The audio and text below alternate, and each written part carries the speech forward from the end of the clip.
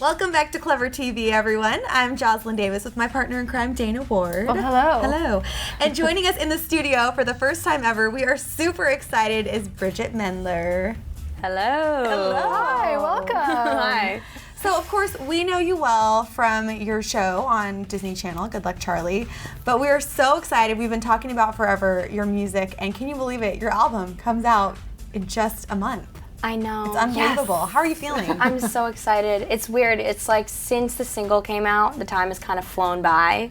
Like leading up to the single, I felt like the days were creeping and we were getting nowhere, and it was still like 5 years away. But now it's like, whoa, 1 more month. So what's it like now that the single is out? Like, what was the reaction from your fans? I know you have such a huge fan base. Oh, well. You do? No, I don't know what you mean. No, but the reaction I'd say was good. You know, it was nice to hear people responding positively to the song. Some people were like, "She's ripping off the Fugees." I'm like, I know. That was intentional. And they agreed to it, so that's good. But yeah, so I haven't interacted with too many people lately. I mean, I traveled internationally to Canada, and the Canadians were really supportive. They were singing along the song with me, which was so cool. That's nice. So yeah, it's just awesome when people become familiar with the song and they're excited to be a part of it with me, you know? Like, I love seeing covers on YouTube and all that stuff. That's when you know you've made it, when you have people covering your music. It's the truth. Right? Like, they know the words, they've made up their own little guitar thing or something, you know? It's very impressive. So we were totally jamming out to your music video when it came out. Oh. It just makes you feel good, it makes you smile, and then you just performed Ready or Not for us here in the studio. Again, like, you just like made me smile so big and I wanted to rock out. How do you compare the two? Performing live versus, shooting a music video or getting into the studio. What do you like about each of them? You know, I love it all, and I think the privilege with shooting a music video is that you kind of get into the world of the song, which is awesome because you get to share that with everybody and you get to kind of explain your imagination with it. And the one downside for me is that I get kind of ADD with it. I'm like, oh my gosh, I've been doing this for 2 days. Like, let's go. But so performing is fun. You get to get into the song and share it with people, and when it's live, it's even better because then you get to share it with an audience and they are joining in it with you. So I think that there's something special about each of them. And for me, going through this whole process of making this album has been such a joy at every level. Like, I loved writing the songs and working with the guys on it, and I loved recording the songs, and then I loved releasing this stuff, and I loved the music video. It's all been such a fun process, and who knows, maybe the next thing I do with my music, I'll be like, this is the best ever. Well, I have to say that Dana and I, we listened to the whole album in our office, shut the door, get really loud, and you're so talented. I'm just gonna let you know, guys, right now. Come on, but it's true. The vibe and the sound, we both thought was so unexpected in such a cool way. How do you describe the sound on this album? Because it's upbeat and poppy, but it's so much different than everything else out there.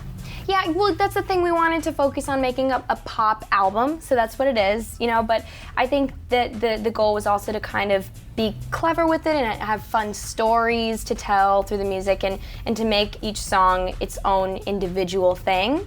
And I love every song on the album, and I'm proud of every song on the album, which is a big deal for me. Like, I love to say that because there have been so many songs that I've written over the years where I've had to introduce before, like, it's not that good, or it's not done, or I'm still working on it. And with these, I'm like, it's done, here it is, and I love it.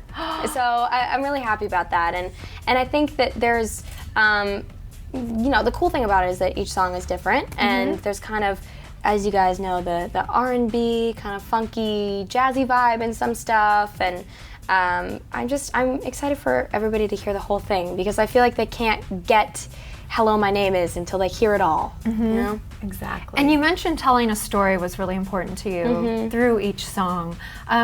Any favorite stories that you can share about a song? Oh, like in the making of the song? Yeah. Oh, yes. Well, one of my favorites was, so there are these two guys that I worked with a lot on the album process. So there was Iman Kiroku and Evan Bogart, and we kind of hit it off really well. So the first song that we wrote together, I'd worked with E-Man before, but I hadn't worked with Evan. And Evan strolls in and he's like, yo guys, I got this idea, I came up with it in my sleep. And so he went into the booth. And this isn't uncommon with writers. Like, I've done this before where I wake up in the middle of the night and I'm like, dang, I have a really good melody in my head. I need to record this, because if you fall back asleep, then it's gone forever. So he did that. He had rolled over in bed and like sang into his phone. And so he went into the booth to listen to it, and he came back out and he started like doing this little melody, and we were like, well, let's build off of that. And so that turned into Forgot to Laugh. That is so crazy, the stories behind. Yeah, and the inspiration.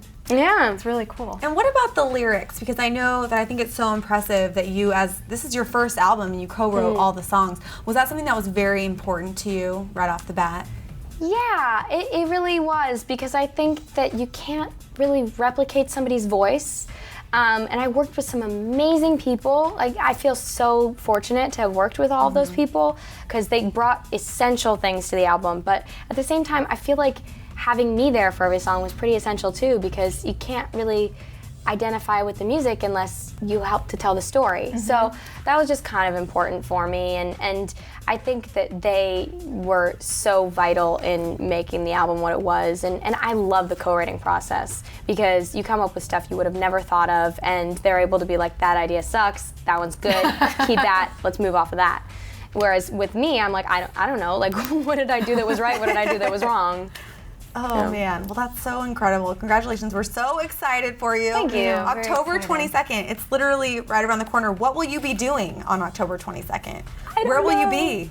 I don't know if I want to like hide under a rock or stand on a mountaintop. You gotta be on iTunes, pressing buy. Over and over again. Yeah. I'll probably just send out a lot of mass texts like, buy this now, to everybody I know, and hopefully I'll be able to be with the people who worked on the album, because, you know, it's all of our special day. It's true, and hopefully you'll hit the road soon so your fans can see you live. Right, I would love nothing more than to come see all of you watching. Yeah. Awesome. Well, thank you so much for coming by, Bridget, and you. performing Thank for you. us too. My pleasure. Awesome. was so cool. Awesome performance. Really great you job. guys showering me with compliments today. You deserve them. That's just the truth. And you guys out there, thanks so much for watching Clever TV. I'm Joslyn Davis with Dana Ward and Bridgit Mendler. We'll see you later.